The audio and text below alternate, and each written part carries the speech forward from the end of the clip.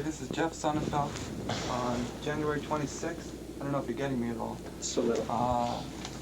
And we'll start with the first question, and I guess it's Jeff's definition of field research. Well, it's a hard topic to define, particularly for academics, since they don't spend a lot of time in the field. It seems that often work in the field, the value of work in the field is most appreciated by farmers, more so than academics, but perhaps because they have a different field experience, but they certainly, I think, see something in a natural environment that a lot of academicians miss out. There was, in fact, many researchers cling desperately to that old Kurt Lewin aphorism that there's nothing so practical as good theory, saying, well, that was sufficient view of the world of practice and of the natural setting. But in fact, the full context of that quote actually shows that there's Lewin there was talking about a very complex set of interdependent tasks between the practitioner and the theorist. And that's something which is often missed, and it's unfortunate, but the theorist has to contribute to the practitioner as well as the practitioner to the theorist. And I think a good intermediary there is the field researcher, someone who sees the practitioner and the theorist and can contribute in both directions by trying to speak both languages, can integrate there well. Examples are to turn to medicine and think of the advances Louis Pasteur brought out by looking at very field, very real, applied kinds of problems, whether or not they're dog bites or spoilage of milk or things that led back to some very basic learning and understanding bacteria, advances that hadn't come out of the laboratories. And those sorts of things still take place today. There's still a lot of innovation that takes place on the shop floor outside of the research and development labs. There's a lot of end-user modification of equipment. And those kinds of things remind us that there is, I think, a lot of contributions out in the field which can feed back to theorists, so that you could say that the efforts that take place inside the laboratories and the libraries are mutually enriching with the efforts that take place in the field. But now if I mention libraries and laboratories and field, well then that implies that I recognize the value of those other two places to gather research data. When are they appropriate, or more so, when is the field appropriate? And that gets to your next question, which is when can you take best advantage of field work? And I think that there are really two criteria involved there. One of them has to do with the specificity of the research question, and the second one has to do with the skills of the researcher.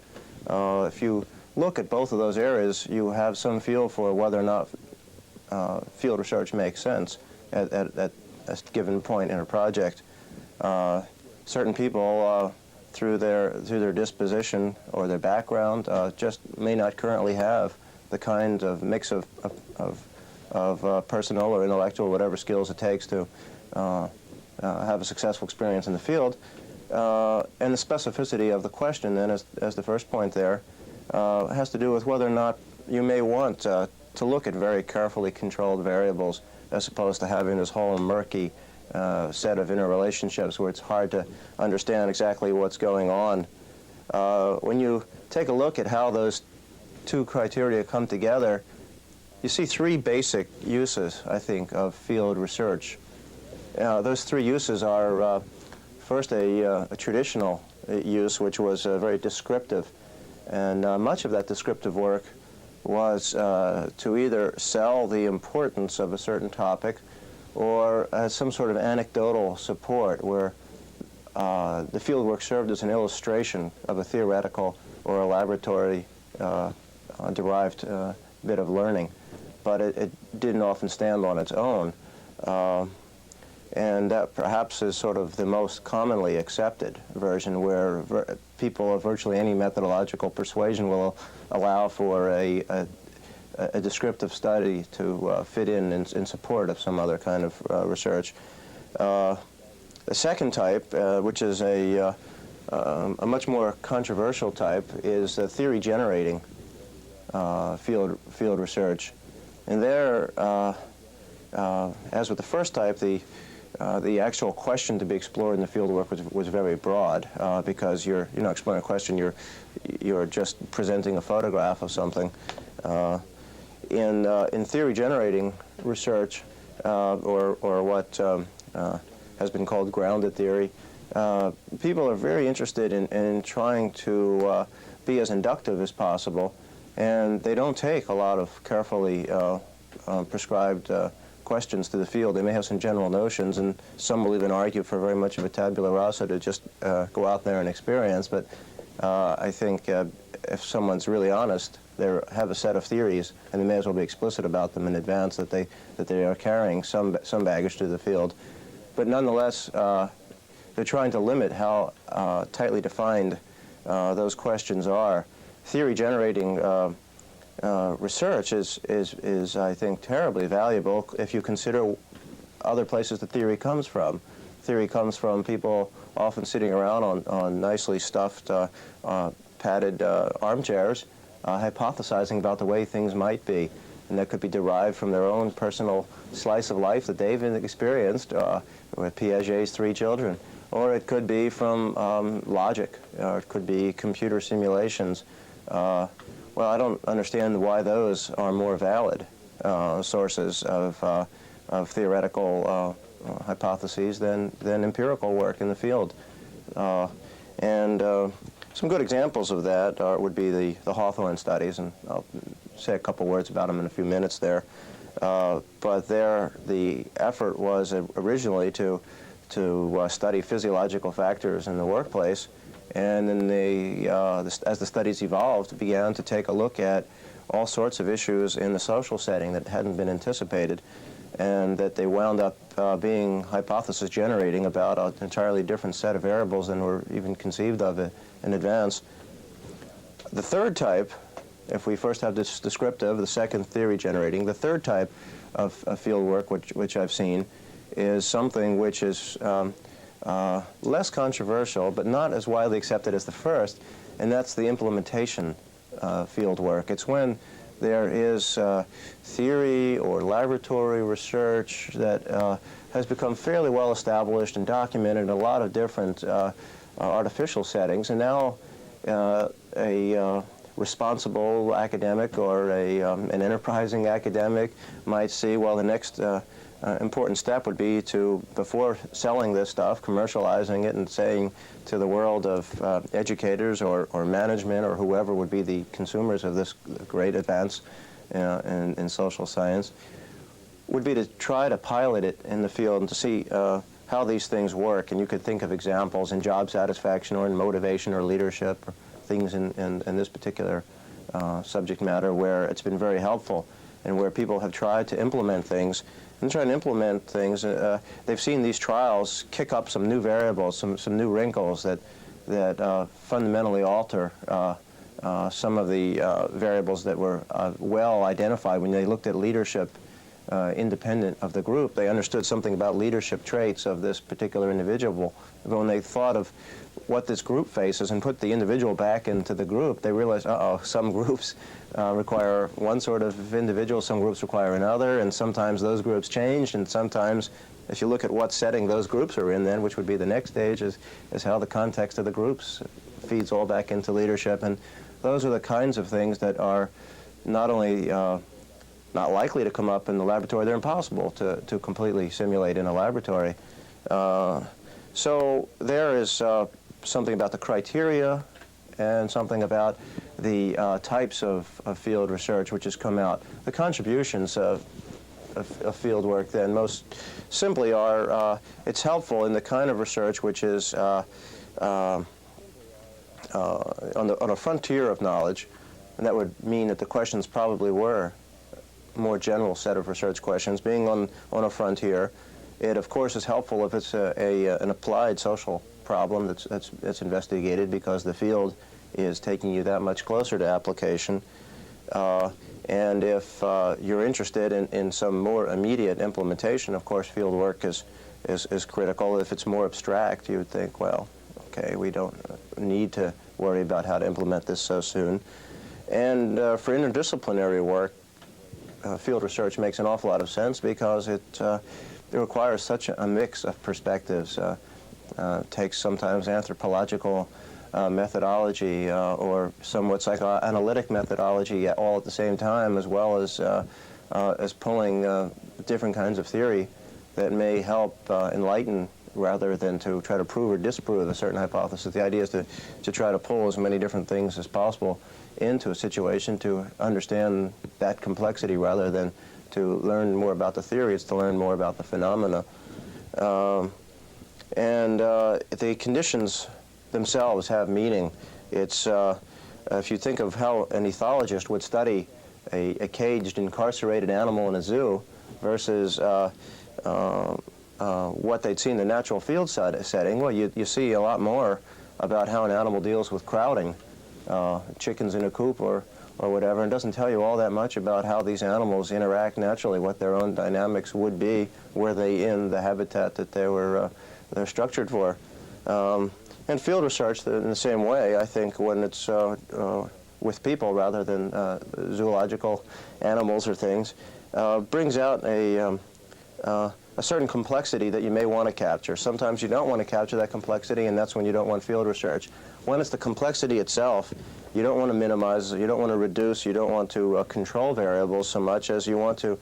The field is the phenomena, the complex interplay of variables is the exact substance you want to capture instead of avoid. And interaction effects and murkiness is critical, because what field research is bringing out is the richness of the mosaic rather than the color of a particular tile in that mosaic. The Hawthorne studies took place in the mid-1920s, really 1924 to 1933 at Western Electric's Hawthorne Works, which is a huge at the time, plant employing 40,000 people. It was a city within a city, and there was a real life there. And that was also the central and the original manufacturing facility for telephones in the country. Researchers from the National Research Council and from MIT went out there to help people from Western Electric try to figure out how to make workers more productive. I think prevalent notions of the time were very much dictated by Taylorism, the scientific management principles that workers are an appendage to the machine. And the outsiders who had impact in the workplace were not behavioral scientists. In fact, behavioral scientists didn't have an awful lot of exposure to the workplace unless they had some working parents to support them through school. But beyond that, the workplace was the domain of managers, the domain of sometimes some enterprising labor economists. There wasn't an awful lot of that at the time, but certainly the industrial engineers. And this work began with very much of an industrial engineering orientation. What can we learn about the physiological factors, about stress, and about particularly illumination, the lighting?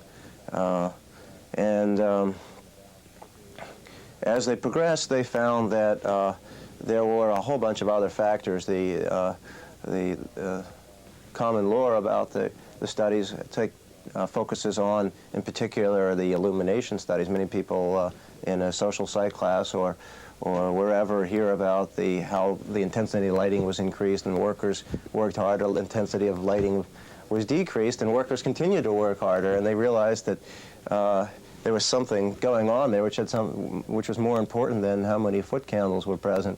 And in fact, when they reduced it down to something about the intensity of moonlight, people were still working very hard. Work started to fall off there just because people couldn't see what they were doing anymore. But in interviewing people, some of the researchers suggested that this may have had something to do with a sense of flattery, or the fact that they even cared, or a lot of these hypotheses have been offered since. The original researchers just suggested that there was something going on in the social system here which is unexplained by our physical conditions, and we need to capture that. And that was a bit of serendipity that you would get from field research that you don't get when you have a very precise set of questions and you're looking at it in a lab. So that then generated several very important chunks of subsequent research. There were 5 stages after that. The most famous was to isolate a group of 5 assemblers and to study, again, still more physiological factors. They studied the length of the workday and a bunch of things like that, rest breaks and various physical conditions. But the one thing which was special about that group, because no matter what conditions they varied, people were essentially working harder, except at one point when all the perks were taken away and people were really put in very difficult work conditions. Their productivity did drop off a little, but even at its worst point, it was still 30% above what it was when these people were back out on the main shop floor. And what was learned was that there was a certain social group that had formed with these 5 assemblers, operators. They were called operators. They assembled little switches, little relays. That's why it's called the relay assembly test room. It was a test room, and then it was removed from the main floor. But they were good workers, and I've interviewed them to find out why they got involved in the study, and essentially nobody really wanted to get involved in it. They were a little bit afraid. There's tremendous fear of supervision. It was a paternalistic company. People liked senior management and the company overall, but the conditions at the time were very hostile. They had some of the scientific management notions that workers, the variation in human behavior was to be controlled and cut back, and that a good way to do this was to make an example out of a woman every morning, at least one, and they'd have these taskmasters going around driving people into tears, and therefore people would work harder because they'd kind of this lean and hungry principle. They'd be working out of fear. And when supervisors came around to wrestle up volunteers for study, they were a little bit worried about that too. You know, what's being done to us. There wasn't a lot of trust between supervisors and workers. Well, they were put in a very democratic system where any changes which were done to them in the test room was discussed with them, and they had suggestions, and they were very much involved in the research process, and they also were treated kindly, and those issues about supervision, about their social group, there was an awful lot of study running through. They had observers sitting there watching these women all day long, taking notes and logs on everything they talked about, where they went, what they did. Their heartbeat rates were measured, what they ate for dinner, what boyfriends they were seeing, and where they were dancing, collecting all this information. And then which we have all here in the archives. And if you go through it, you find that the folks who wrote up their reports did a stellar job of really distilling out issues such as leadership and the emerging social group in here in this test room. And this led to some subsequent studies in counseling and on the bank wiring observation room that George Homans started to do some of his pioneering work on informal groups and social structure and roles and things like that, and interactions. Feelings. But beyond all that was that there was an awful lot of learning which has contributed to the fundamental principles now of work redesign, quality of work-life issues, job satisfaction studies, research on leadership, research on well, just the methodology itself having to do with this artifact between the researcher and the subject of the research. Studies of power and influence, and I guess perhaps most importantly, seeing the organization and the workplace as a social system and not just a production system. So this first study, Hawthorne was really the first of that kind, and it led to all these other... The first of that kind, and it happened because it was field work. The major contributors to many of those fields I just mentioned willingly point back to the Hawthorne studies as the inspirational point in their studies or in their fields. And that this was learning which came not because it was people were looking for it, but well, some folks have argued that Elton Mayo was looking for it. One of the consultants to the study, he had read a lot of the Durkheim before it was translated, and many of these principles were carried in the Durkheim. Yet this field work presented a very interesting illustration, if not more, of many of those principles that Durkheim laid out. The fact that some folks were aware of social groups beforehand is not evil, but it was through the serendipity of this research that they found that there's something more than physiology involved here of workers or physical setting and things. There is, well, the Hawthorne studies were revolutionary and perhaps paradigmatic in this applied behavioral science, because it in fact was the introduction of behavioral science to the workplace. Many folks have tried to detract from the significance of these studies, and they date all the way back to, the critics date back 40 years plus.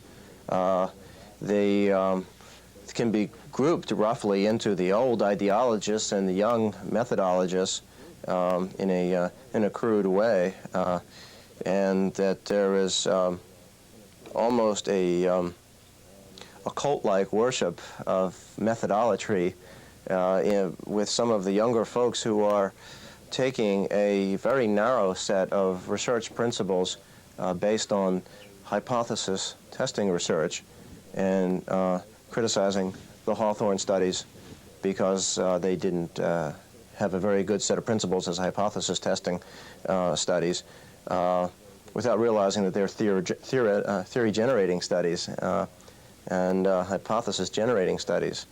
Running through both of those sets of critics briefly, the ideologists attacked the studies, saying that Elton Mayo, the consultant to the study, and Fritz Roethlisberger, his disciple, and others, were trying to weave this Durkheimian-like sense that the individual can be submerged into the common good, and not allow for the inherent conflict between the individual and the collective forces in society, between the individual and the owners of capital. Conflict wasn't something that the Hawthorne studies avoided. They didn't talk about unions, and they in fact didn't take a good view of the greater context of the Hawthorne works and look at Chicago and look at the industrial world of that period.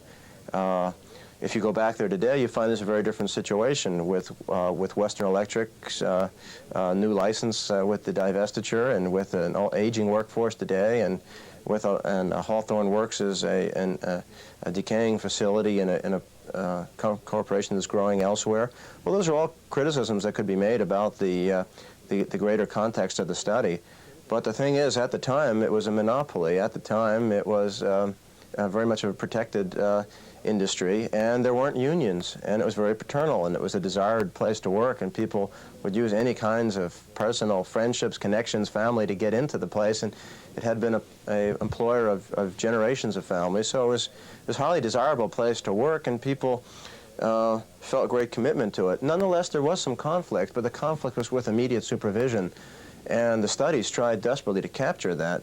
That turned out to be much of the substance of the later focus of the studies and of the interpretations thereafter, were that why is it that there were some social groups, for example, such as the relay assembly test room, where the group norms were for greater productivity and working hard, and were essentially norms that were, I think, consistent with management objectives.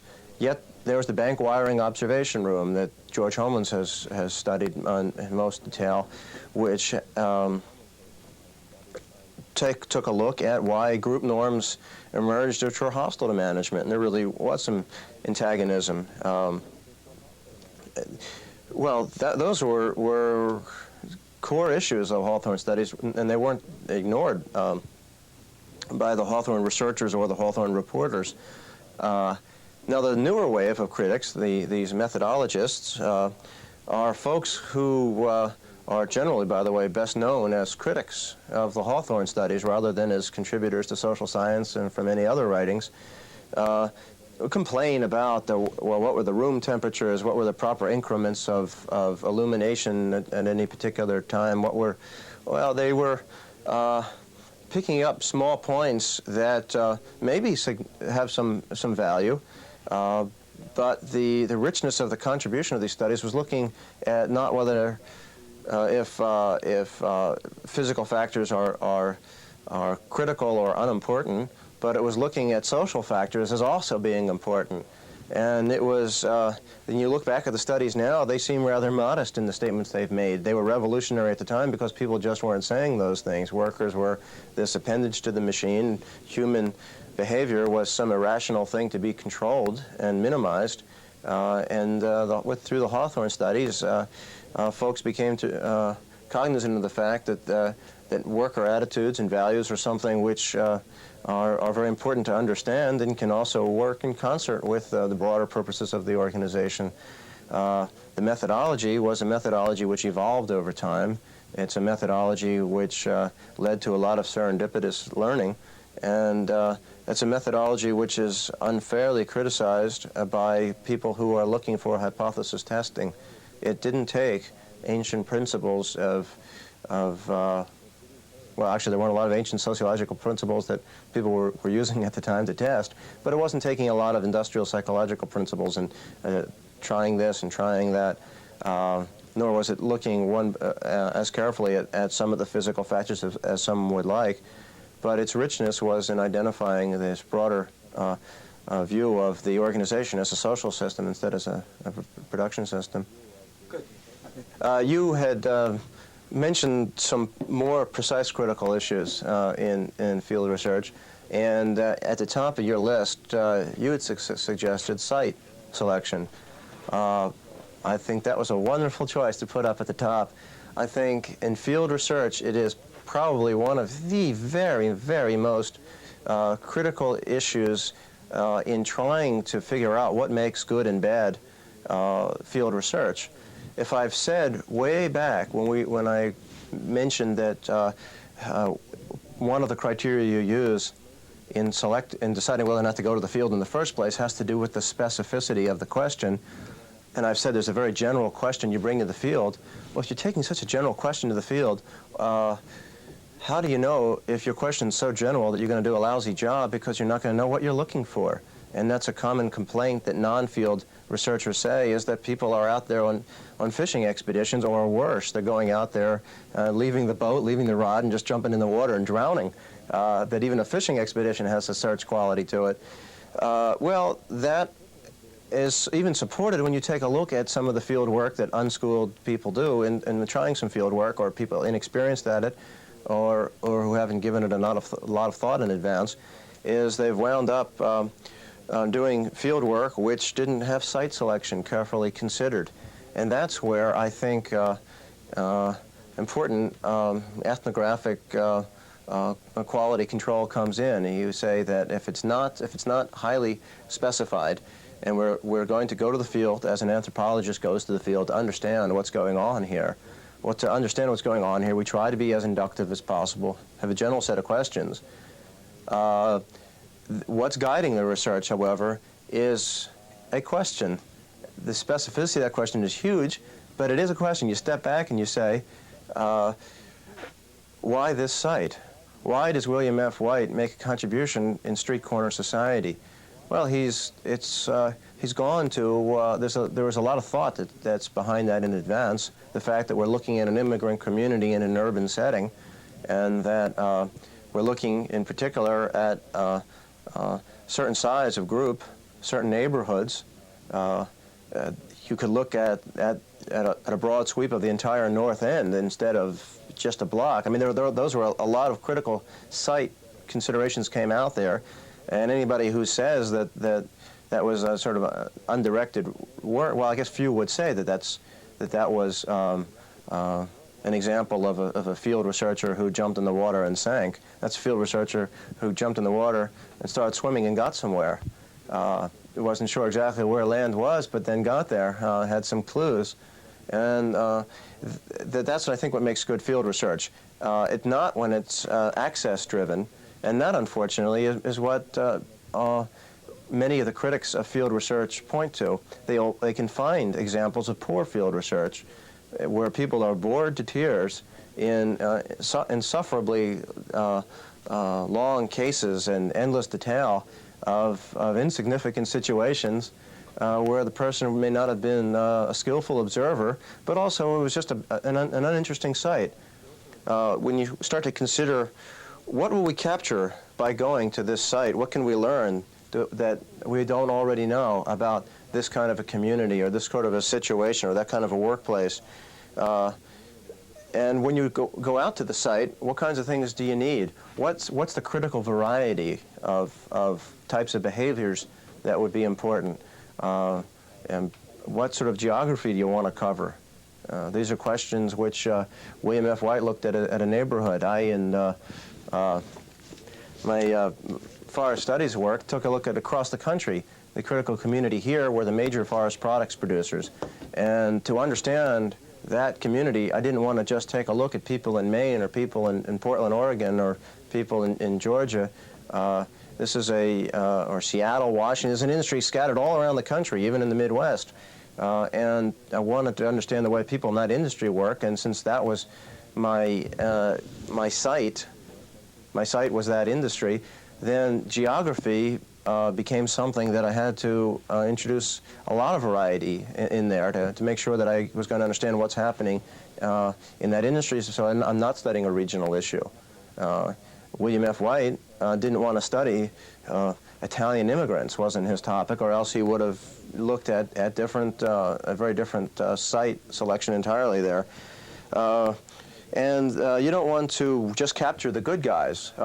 Going back to this forest product study, I wanted to understand how this industry interacts with its public, its many publics, its stakeholders. Not the marketplace so much as the public affairs actors in the investment community and journalists and environmentalists and people in the various towns, the mill towns whose lives are very much affected by the operation of company facilities, and all those kinds of individuals. Those people, I wanted to have folks who have had companies that have had good experiences dealing with those outsiders, as well as people who have had bad experiences. If I had just looked at companies that have had a good set of relations with those outsiders, then I was going to learn something which may have been very hard to generalize any more beyond that one setting. So that has something to do with the variety and size of the behaviors in that situation that I needed. You tend to get, when you go out to the field, a lot of people who are sort of pleased, are willing to be flattered, and you have a harder time getting the bad guys, or getting the people who are suspicious of you, or the folks who might not look good in your study, and you get the red carpet treatment by folks who often have an ego that they think will be nicely massaged, or people who just by their very nature tend to be a little bit more verbal and articulate, or want to brag. And you lose out the folks who have something to hide, or are shy, or just don't like attention for one reason or another. Another issue to consider in site selection is after you go be thinking of how you get the full range, is what you're going to do if you lose somebody. A company gets nervous, or some tragedy happens to some of your participants, if your study is completely dependent on a very tiny sample, you run that risk, and if it's going over several years, you're really in a dangerous position. So you want to figure out a way, I think, I lost one of my companies. I had 7 forest products companies, and I had the full range in there of folks who were considered by my outside stakeholders to be good guys, and folks who were considered to be real louts. And abusers, rapists of the forest, and whatever else that they were called. And I kept some of those in, but I lost one. They turned out to be just as nasty as people had warned me. and you felt like you were walking on coals the whole time you were walking with them. And it was very hard to keep up the rapport, and eventually when they saw my questionnaire that followed up on interviews, they got scared and said, forget it. Well, they didn't even say that much. I just stopped hearing from them. I had to push to hear the forget it. But I still had a base of 6 companies that preserved that full range, so I figured, well, there's a good chance I was going to lose somebody, and I was ready for it. So I think that if people have captured the full range, they want to make sure that they have some backup. They know that they can still cull something out of the study which will be interesting, preparing, I guess, a contingency for loss of sites. So if we then say that we want site selection to be something which is intentional, rather than for people to back into it because it has convenient access, well then that brings up questions about how do you get access if it's not convenient? Too much research. A lot of it, undergraduate field work is often fueled strictly by access. Hey, I've got my father's a blah, blah, blah, blah, blah, and people go in and study anything just because they have the door open to someplace, and they wind up learning nothing through all their studying because they didn't have any interesting issues or in mind to lead them to the site. Well, then how do you get access if you have a set of issues? And I think that you've got to deal with how to persuade the bad guys to stay with you. You have to figure out how you get to see everybody inside a particular site that you need. And you need to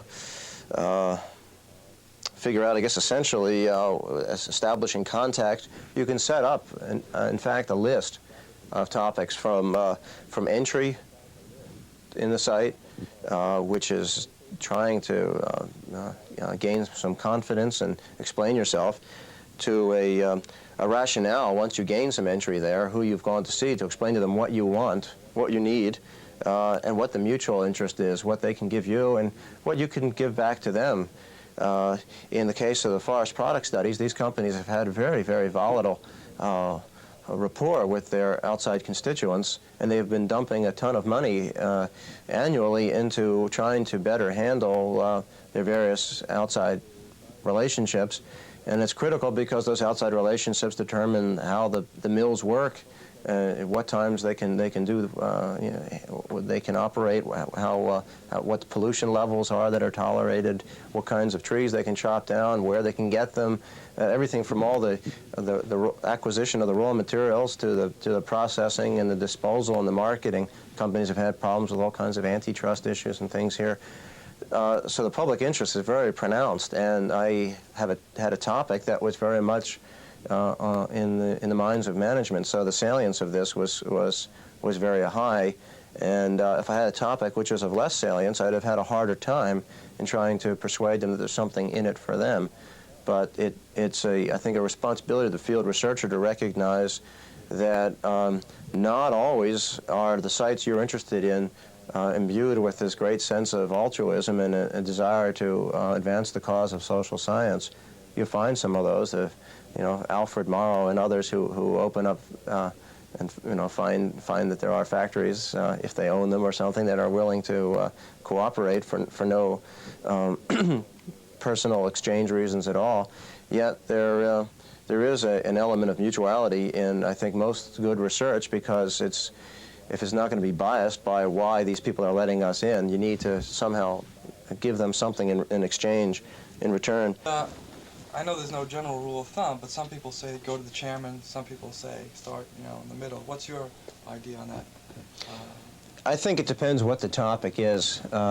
If the problem is, if someone's interested in looking at the way small groups function within a company, I think that the chairman or the president or some senior executive is probably a wrong place to turn, because it's not an issue that has salience to that executive, and they're not likely to help, and they're probably going to be annoyed if they even see it. Why come to me? Why didn't you go to Jack or Julie down in personnel? I mean, this is their kind of stuff, and they'll flush you away.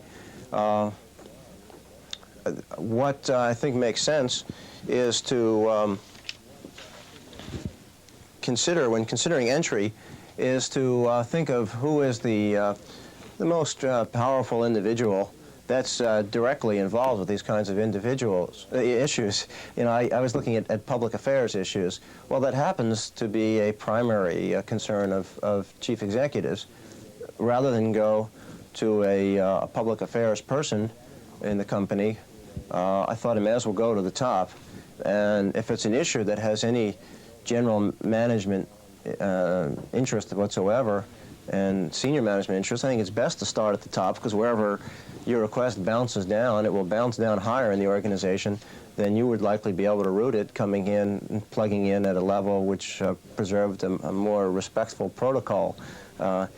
So I think starting as high is relevant to the research. Now, some chief executives might be very interested in group behavior, but starting cold on that, I think most of them wouldn't be as interested in the specifics of an organizational problem, unless it's something that they were involved with. Yeah, I think that's good. If you want to move on to something else, that's fine. I just wanted to get them a feeling across of how you think about where you want to gain entry, and I think that's fine.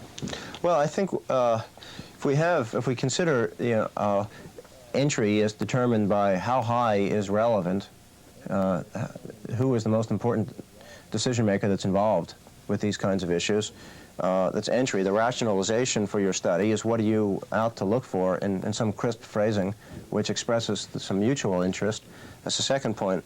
A third one is then how are you going to convey that you're someone worthy of their confidence. How can you establish confidence? That's very hard to do, but it's critical if you're going to get honest impressions back from folks, and if you're going to be able to see the different people inside the organization that will give you conflicting views, and if you're going to work with competitor firms or between outsiders of the firm and insiders where some kinds of information could be abused, they want some guarantee that you respect the confidentiality of some statements they make, that you're willing to extend anonymity should they want it.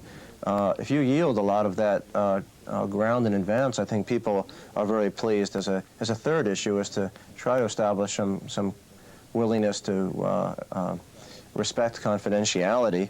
A fourth issue, and no less important, is to show that you're capable of understanding what they'd say, even if they gave you the time. There are a lot of situations where I think chief executives or other executives in firms spend a lot of time with academic researchers who are in there asking questions from a narrow frame of mind, and the chief executive is answering, giving a lot of richness, which is falling onto deaf ears because it's not falling into the checklist which was carefully prescribed in someone's mind or on a sheet of paper in advance. And the executive gets annoyed and saying, "What the heck with this? This person has a narrow mind and is not going to understand what is the richness I'm giving."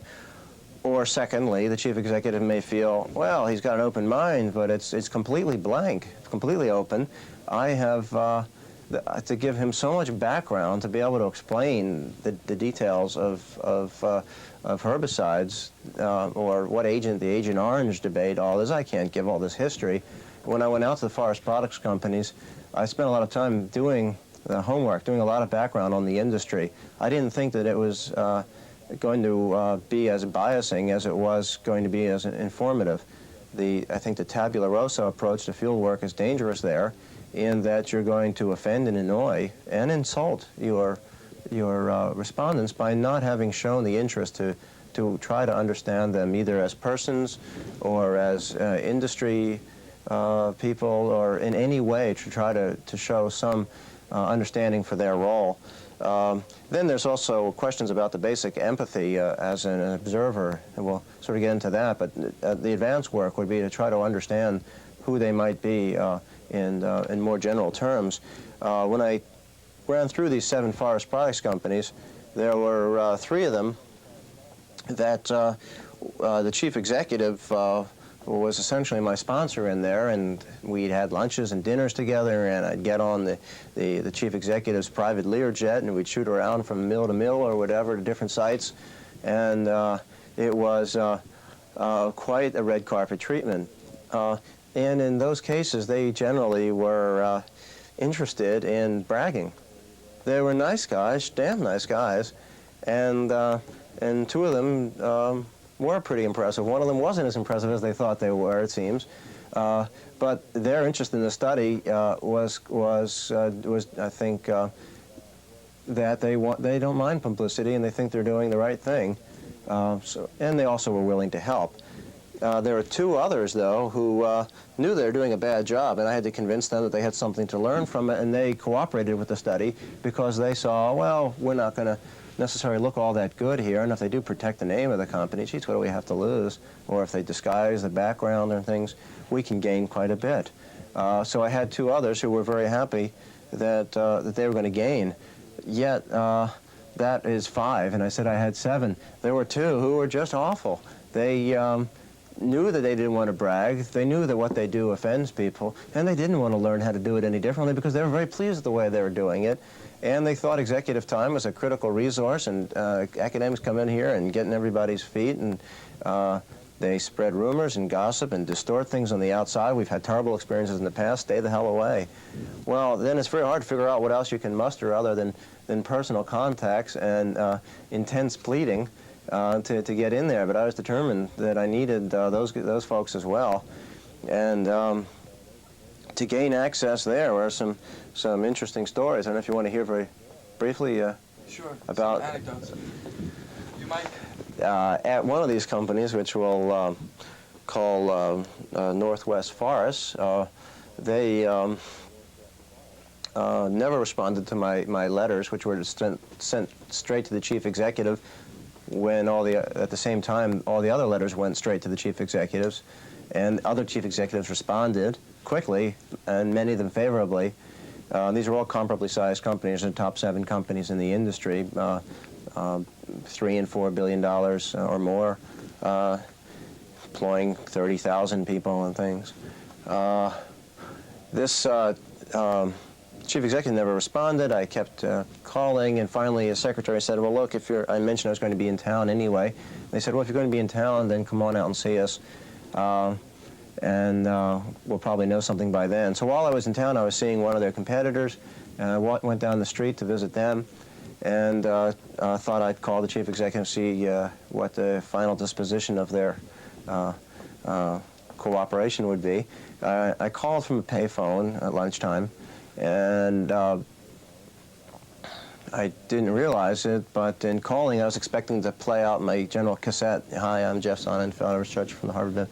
I started into all that, but the fellow answered the phone. I thought, gee, I wonder who this is. And I said, hi, I'd like to speak with Mr. Flower. Speaking. And then he corrected me on the pronunciation of his name. I started again about a sentence and a half in, and he says, well, Jeff, that sounds like a very interesting study, but frankly, we're much too busy around here. Thanks for having kept us in mind. He had me run through the background of the study, I'm sorry, because he didn't have the letter. He said he'd never seen anything on it, didn't know what I was talking about, but what do I want to tell him? So I'm trying to figure out a way of summarizing a 2-page letter and a couple of publications I'd sent him all into 3 sentences, and I got a sentence and a half into it, and that's when he cut in and said, well, it sounds all very interesting, we're very busy around here, I'm sorry I didn't see your original letter, goodbye, boom. And there I was, and I knew I needed that company because they were rock bottom worst from what everybody was telling me, but a huge company. And I went across the street. Oh, well, while I was talking to him also, it was particularly difficult because the payphone I was talking from was right by a road construction site, and the guys were at lunch. They came back after lunch, started blasting away at the street. They're putting one of these pedestrian malls. And here I am trying to convince him to participate in a study, explain who I am, apologize for not having gotten something his secretary told me that he'd gotten, and all this over the street noise of the blaring. And I was in a phone booth out there, and people were getting off at this bus stop and pounding on the windows of the, they wanted to use the phone. So it was a difficult situation. I thought, well, I can't let it go, though. I'm right here in town, and it's cost a lot of money to get out here. So I went across the street in there, and there were guards in there, because there had been environmentalists that had recently had a bomb blast inside there, complaining about some of the things these people do. And I was looking reasonably respectable and started talking with an executive that was going in, and I looked for since the building was named after the company, I figured they were at the top floor. And I looked for just the highest going bank of elevators and went in there and started talking to people in the elevator casually about the weather and Mount St. Helens and whatever else. And as we got higher and higher, the elevator got emptier and emptier, and I, by chance, had just hit somebody who's going to the top floor that I was talking with. So I was very happy there. And he got out, and I followed him, and then I looked ahead, and there was one of these plexiglass shields that you need to step on a treadle, and the shield opens, and there's a receptionist on the other side who recognizes people or has been told to expect certain people that allows you to come in. And I wasn't to be expected, so I sort of followed in behind this fellow and snuck in. The doors opened and closed behind, and there I sort of was in the Wicked Witch's castle and tried to figure out where to go from here. And I looked at, and the receptionist said, sir, where are you going? And I said, I'm just going right over here and I pointed to the secretary's desk in the corner, figuring that the chief executive would have a corner suite. I went over and I said, hi, is Mr. Smith is in right now? I said, oh, no, his office is down. And I said, oh, yeah, I get so dizzy up here, you know, on the heights, and I can't remember which corner is which, trying to seem natural and relaxed in the setting so I don't alarm them.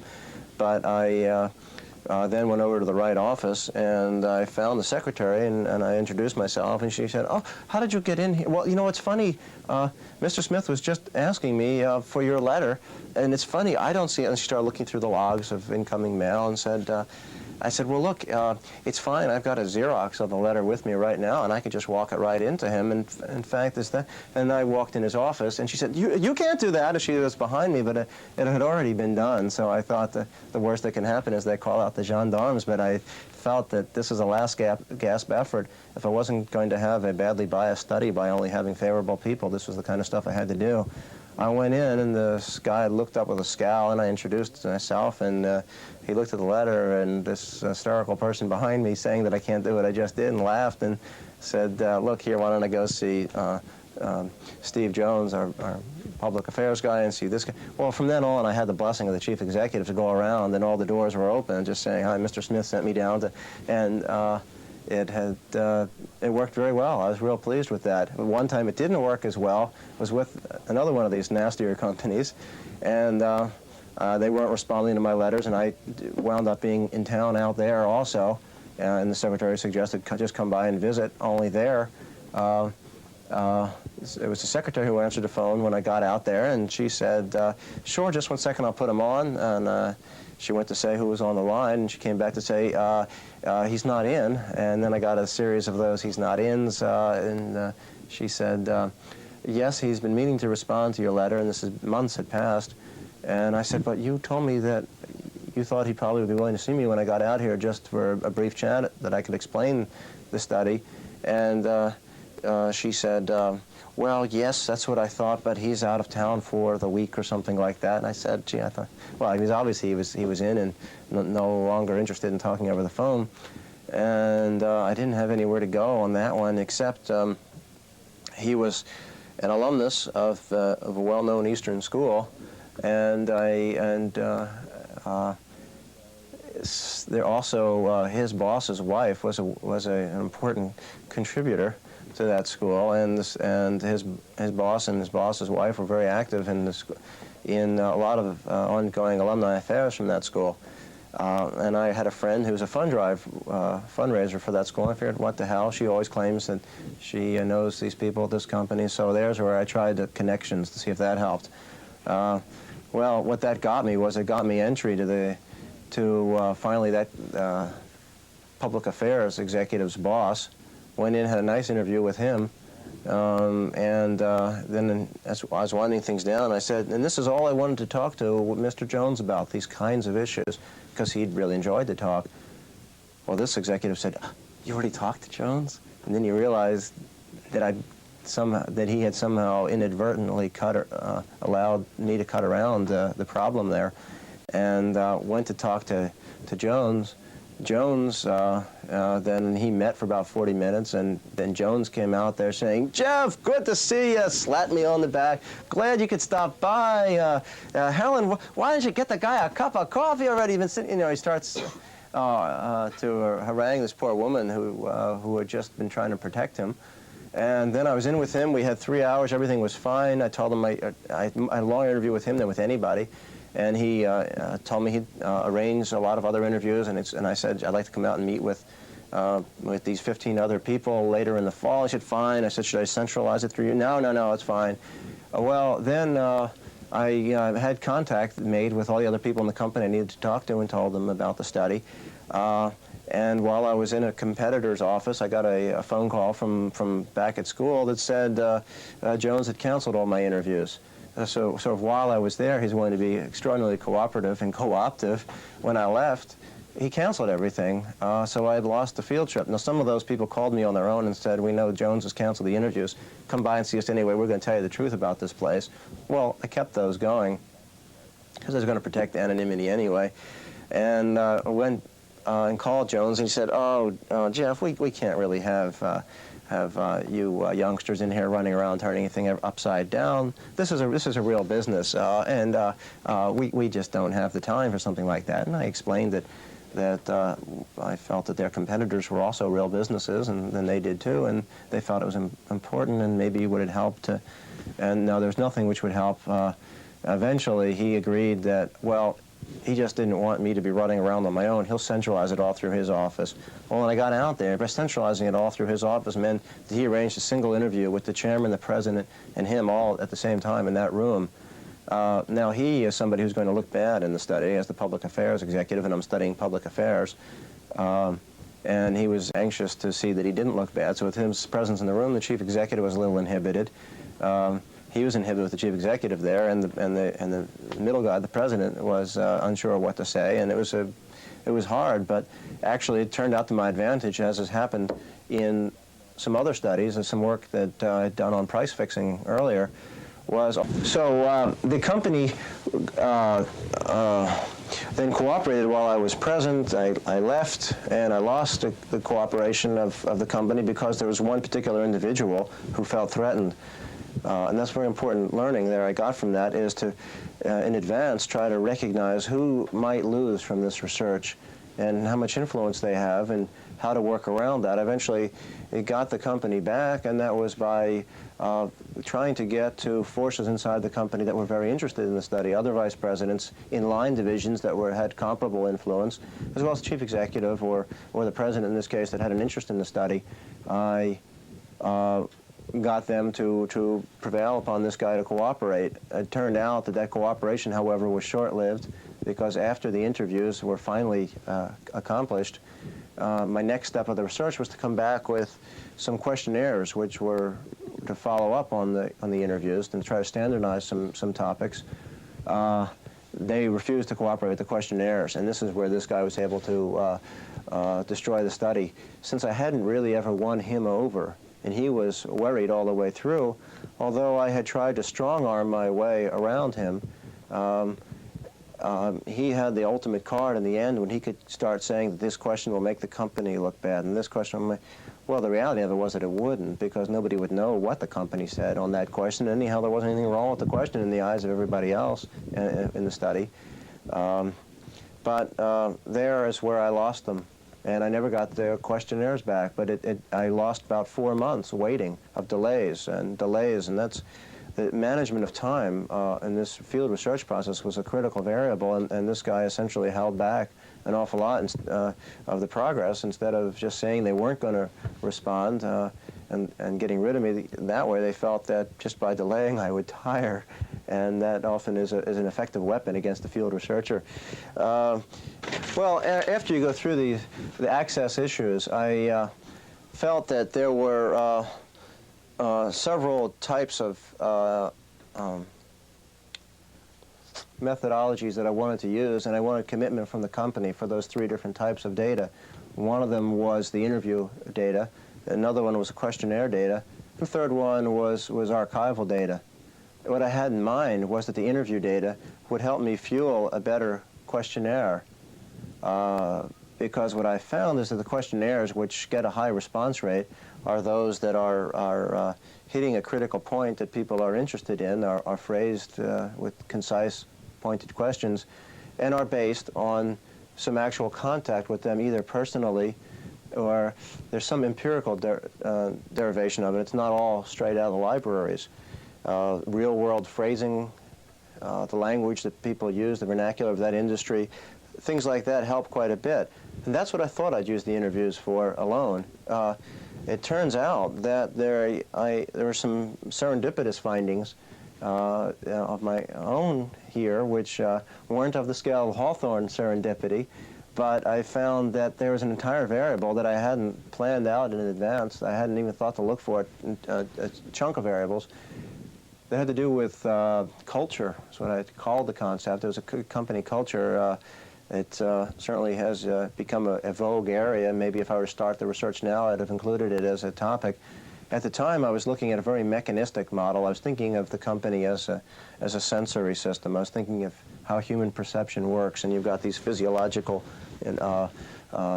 pathways that dictate how outside stimuli hit receptors, and neurons transfer that information inward, and I wanted to look at that transmission of the information from the outside to central integration in the mind.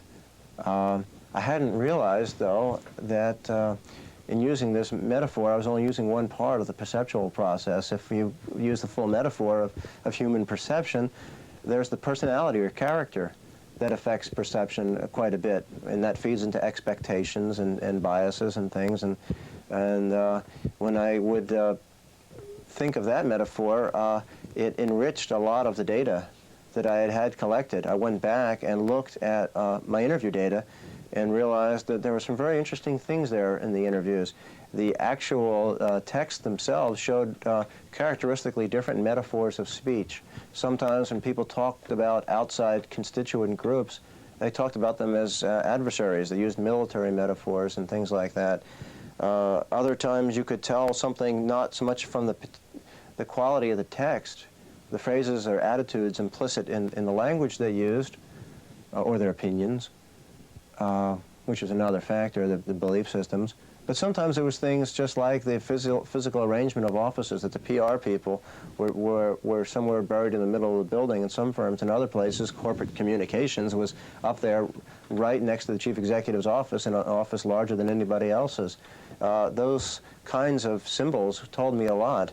There were other kinds of things in the phenomena in the surroundings, how obtrusive a building was in its environment, if it really blended in beautifully in the forest, or was it some gigando structure which was a vain attempt at insisting on this company here in the midst of a small town, and has destroyed the small office buildings around the rest of the area and destroyed a community to put it up and things. And you can see something in the character of the actual physical structure of buildings, what that meant, or office arrangement. As I mentioned, metaphors of speech. There are a lot of choices to look at that people had made. Choices of office decor, choices of the hours they work. Those choices, of course, are vary quite a bit by the culture. And an IBMer who stays after 4:30 is looked upon as someone who didn't get their work done. What are they doing in the daytime that they have to stay late to do it? They're not efficient. Versus someone at a Goldman Sachs or a Morgan Stanley, or someone who's leaving at 4:30. What's this guy doing? More interested in golf than doing a good job around here. This involves a lot of ongoing thought. But it's funny how someone there stays till well after dinner. How dinner hour. And funny how the culture can be manifest in those kinds of choices, as well as a lot of the givens and a lot of the unintended or hidden kinds of speech patterns. And then finally, I guess the well-known interaction patterns that people have become accustomed to looking for now is going through the interview process. You came to realize who was consulted for what, and who was likely to stroll in someone else's office and things. That was just a whole set of data that I had filed away in a drawer and didn't even think about until I started into my questionnaires, which was the pure data that I thought that would be the sole real significance of the research. Turned out that this second chunk was terribly important for explaining some of the variables, too. I was looking at ethics versus alertness, social responsibility, which was ethical commitment to the outside, versus their alertness, their responsiveness to the outside, just being aware of certain things. I found that the companies who had a certain culture seemed to be more ethical, and the companies looking at their heritage and things like that, and the companies who had a certain physical structure or various kinds of physical structures tended to be more alert. And if you mix the two, then they were high on both, and if you didn't have either, they didn't do well on either of the social performance dimensions. But I didn't have these two clumps in advance of this interview data. If I talk in specific about some of the interview issues that I found, just some techniques that I've learned is helpful. Is it with very sensitive material to not bother with tape recorders.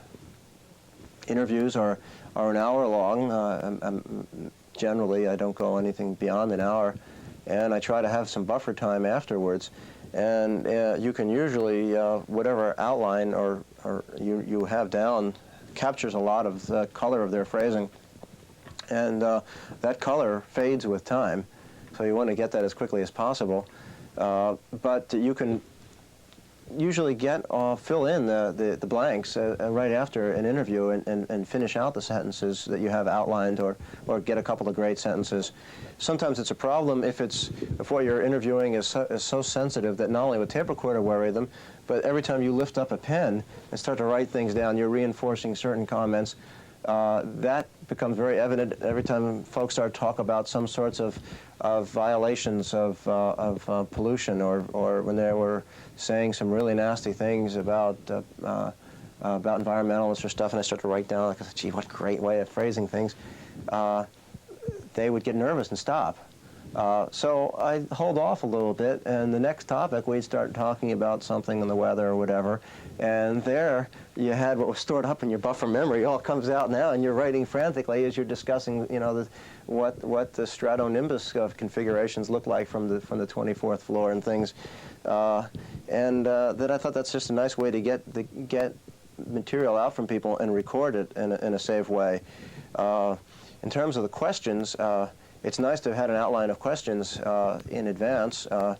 To give the person a general feel for the overview of those questions is very helpful, and they appreciate that because it helps clarify what you're interested in. It's terribly frustrating to them and to you when they are trying hard to give you what you think they want, and but it's somehow not working because they suspect that they either don't know the answers or else they don't know the questions.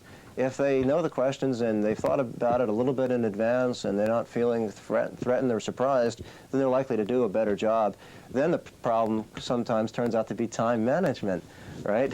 and there you want to be making sure that the questions that you're interested in are in a general way being covered, but you're allowing for a departure from any particular pathway that you had in mind. That, well, as long as these bases are covered, it doesn't matter if the actual flow is different than what you'd mapped out in your mind, but it covers the ground, and they appreciate it because it matches up with their cognitive map of the topic rather than your own, because there's nothing necessarily superior about the way you'd arrange the questions. But the time is just critical. You don't want to be calling somebody back on the phone later and saying, gee, I was wondering if I could just have another 10 minutes now. I meant to ask you more. You can do that, and they often say, please feel free to call. It's nice to have captured that all in one sitting. And if you have questions about things, to ask it while you're there. A lot of times people don't ask for clarification when they need it, figuring they'll understand it later. But all they have is these scrawled notes later, and they don't know what the dioxin they were talking about or whatever the topic was. And the other person coming back 2 weeks later doesn't remember what he's talking about either. So there's the time management, and then to show that that you're listening to their questions is important, and that your next question somehow builds on the last. Or if it's different, you signal that you want to change a little bit. And respect for confidentiality and those kinds of topics again, and showing that you understand what they're saying. Well, all right, let's talk a little bit just about the different pieces in the research project then. We have talked about the issues in the initial entry and how people gain the credibility, how they go about conducting the interview process, then how these interviews can feed into questionnaires. I mentioned that it gives them a little bit more credibility. They're more readable often when they're informed through a serious field effort in advance, a serious observation and interview stage in advance of the questionnaire survey preparation. And if the questionnaires have a length which makes sense, some people want the whole universe captured and send out a 28, 30-page questionnaire and don't know why it doesn't come back. And the interviews can also help a questionnaire in that they show the richness of the topic and that you can't put everybody in a yes or a no box. You need a bigger range of responses, if not an open-ended question where the answers aren't so prescribed, or if they are, you recognize the continuum of responses that's less offensive. You wouldn't have thought about that many times unless you had gone through the interview stage and talked about some of those topics. But those are all ways that the questionnaires can help the interviews, or the interviews can, help the questionnaires. And I've suggested the ways that both a second pass now over the interviews, after having gone through that questionnaire stage, gives you a second feeling for cultural dimensions through language and metaphor and attitudes and things which come out of the interviews that are not captured on the questionnaire. The interviews, you start to realize through the interviews that there are very different opinions you get depending on which office you walk into in an organization. Too often people from the distance mail out massive questionnaires and think they've surveyed a company by surveying an individual from that company. Well, they may know something about that particular person in that function, or whatever reason that person has a view. It's a view which is biased for a lot of reasons, and you want to accumulate those biases, and that gives you a feel for what the reality is in that organization. And the interviews give you a feel for the cumulative effect, and I think they nicely help you figure out how to piece the questionnaires together and how to aggregate the data.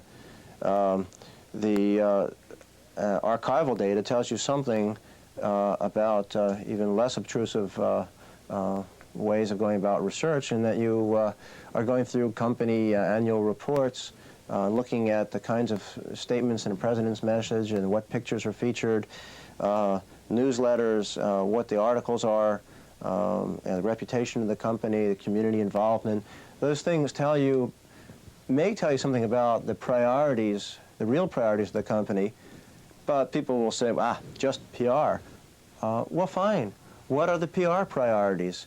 It's when folks look at, for example, applications to a business school, and they say, these people are just putting in a lot of crap trying to say whatever they think they will please an admissions committee. But a second view on that, and the meta level and all that, is, well, fine, even if it's not real, what does this person think an admissions committee wants to hear?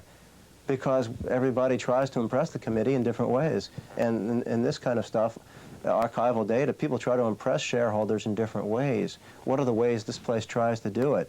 And it's to take a look at the archival data the way by looking at what are the purposes of it and how are they going about doing it, rather than saying, geez, they're just trying to pull the wool over our eyes, is looking at the method they use.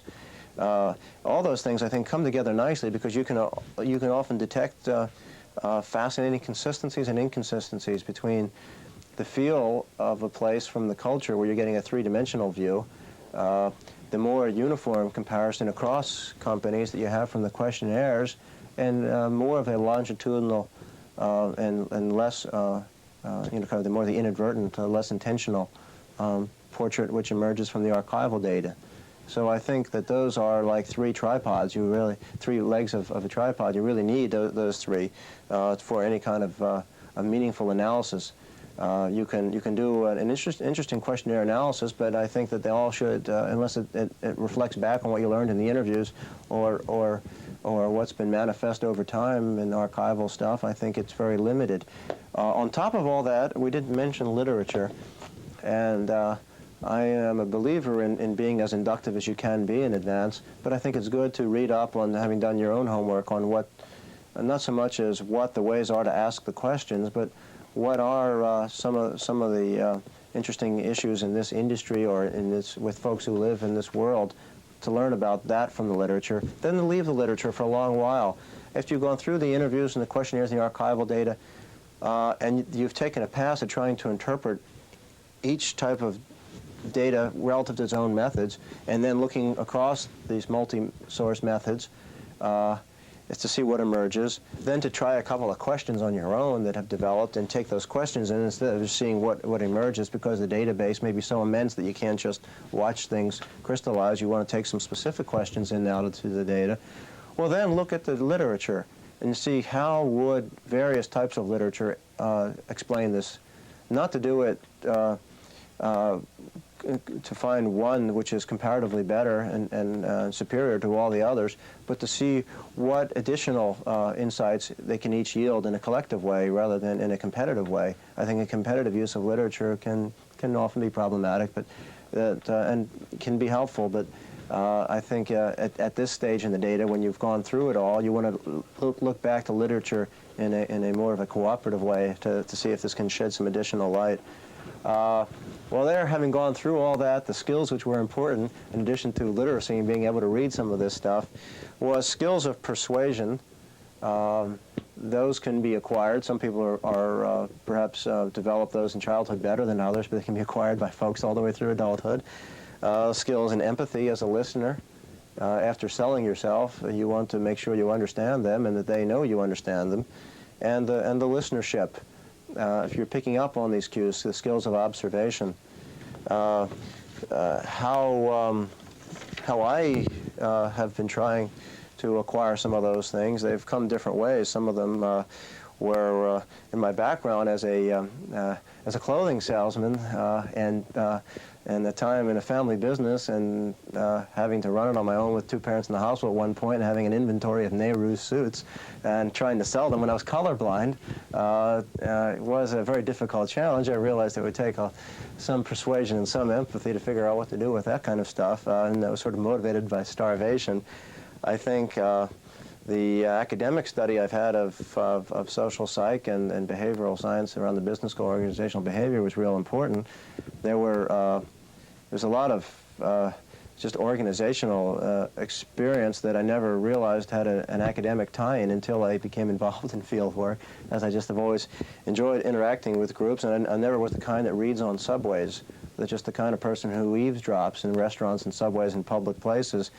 And I think for folks interested in trying to develop some of these observer skills, they might try to figure out how to be a little less polite and violate some of our social norms by observing when they haven't been invited, and not trying to invade anybody's privacy and wiretap and publish intimate secrets. I'm not suggesting that, but I'm suggesting that there are a lot of times when people have the opportunity to appreciate some of the nuances around us and not sort of be looking at how we're in a hurry to get to our next place, how to get there, or how much longer this line is, but to look at what's happening in the life of that line, or while you're stuck in a long train ride, or something's happening in the airport, is to step back and look at the overview. And I think we just hone down our skills the more we start to practice that way, and really practice does it. In addition, it helps doing it with people who are skilled observers. As an undergraduate, I'd go to George Hohmann's with various ideas and ask him what he thought about these theoretical issues about things happening in the workplace. He was always screaming, "Get out there to the field." He screamed, "Get out to the factory." I had all these theories about worker alienation and involvement on the job and blah, blah, blah. And I wanted to know if he thought it made sense. And he said that the people who have that information are the people that I'm talking about, and he's not one of them. Why don't I get out there and talk to them?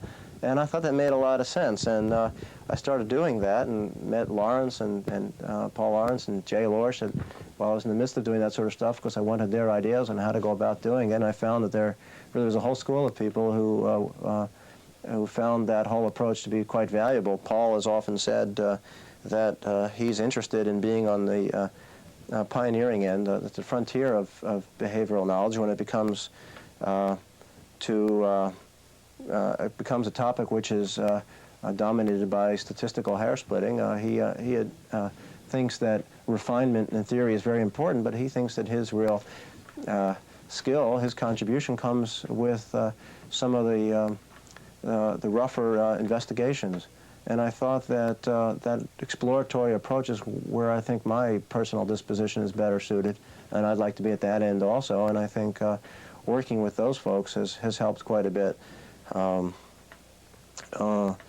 So it all comes down to, I think, trying to practice skills in groups, working with folks who are well experienced at it, and trying to improve listenership and doing background homework on people in advance. Finally, one last question to finish with is, what do you find most satisfying and fun about the things you do? Or when you can lace into that, things you'd like to do in the future, or how you'd like to proceed from here with the knowledge you have now? Well, the stuff that I do that I really enjoy is why I'm teaching at a professional school, because I think there's a distinct mandate that these schools have from society, which is different from an arts and sciences school, which is to look at applied knowledge. It's to be that intermediary, like as I mentioned in the beginning, between the theorist and the practitioner. It involves an awful lot of outside exposure. People who research from professional schools, particularly management schools, have to have one foot in the world of action and one foot in the world of observation and analysis. The phenomena here doesn't reside in the libraries and laboratories. We're not looking at test tubes, but we're really looking at the complexity of life, and I like being immersed in that. As you can see from this office, I love ambiguity and confusion, and that's where it is. So there's sort of that issue of just the stimulation I find is greatest there, because there's so much external stimulation. A person who spends most of their time in a library is able to find the intellectual stimulation in different ways and sees different challenges. It's not as physical. Secondly, the sense of contribution is very immediate here. For classic high feedback people, need feedback people, boy, you get it damn fast in field work. When people are bored or disinterested, they don't see what all this ephemeral kind of academic double talk has to do. You're forced to prove the value of your research all the time. Does that mean that it's become commercialized? Well, no, not necessarily, because there are an awful lot of sophisticated consumers out there who realize that there are flim-flam artists around, and you want to be able to distinguish yourself from them and to see what you can do to help lead to some policing that way, so that you can help develop a discerning eye from consumers. But it's not commercialized just because it's usable. Now, in being usable and practical, that doesn't mean that you at all detract from the great value of abstract research, but that's different from what I find exciting. I find the applied research exciting.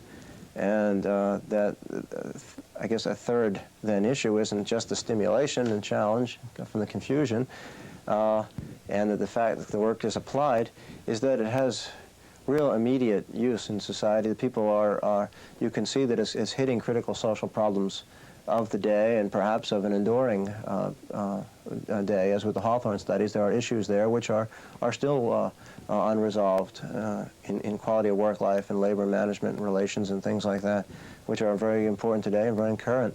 And I think that is exciting and fun because of those reasons. And plus the topics keep changing.